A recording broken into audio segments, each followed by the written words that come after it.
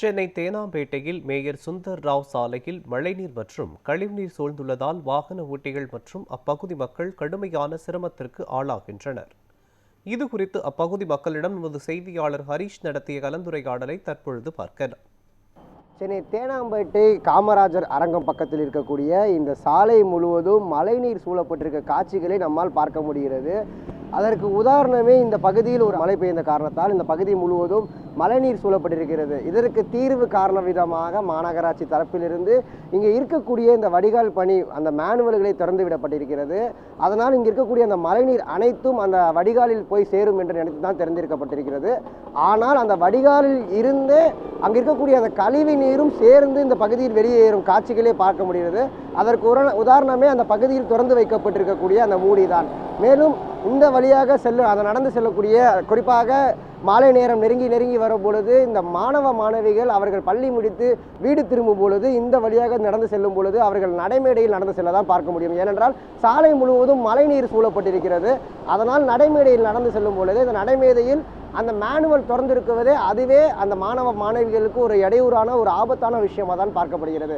அதனால் மாநகராட்சி தரப்பிலிருந்து இந்த பகுதியில் அந்த மேனுவலை திறந்த விதம் இருக்கக்கூடிய நீரை வடிவிக்க தான். ஆனால் மேலும் இந்த பகுதியில் நீர் அதிகரிக்கிறதுக்கு காரணமே அங்கே இருக்கக்கூடிய மேனுவல் மூடியாதான் ஒரு முக்கிய காரணமாக தான் பார்க்க முடியுது.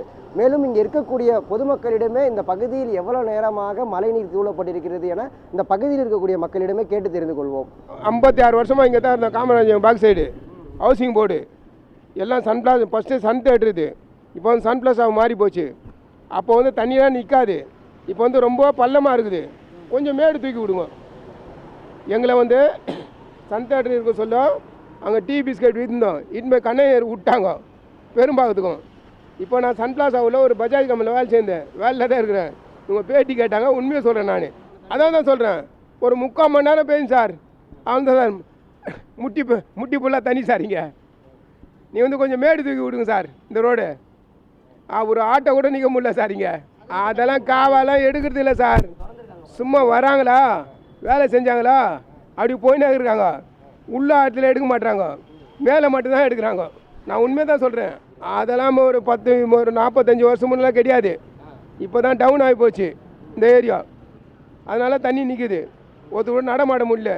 அப்படியே அந்த பக்கம் வருங்க, அப்படியே ரிவர்ஸ் போயிட்டு போயிடுறாங்க. அவங்களுக்குள்ளே சண்டை வருது. ஆட்டோக்காருக்கும் காருக்காருக்கும். ஆமாம், தேங்கி நிறைய இருக்குது.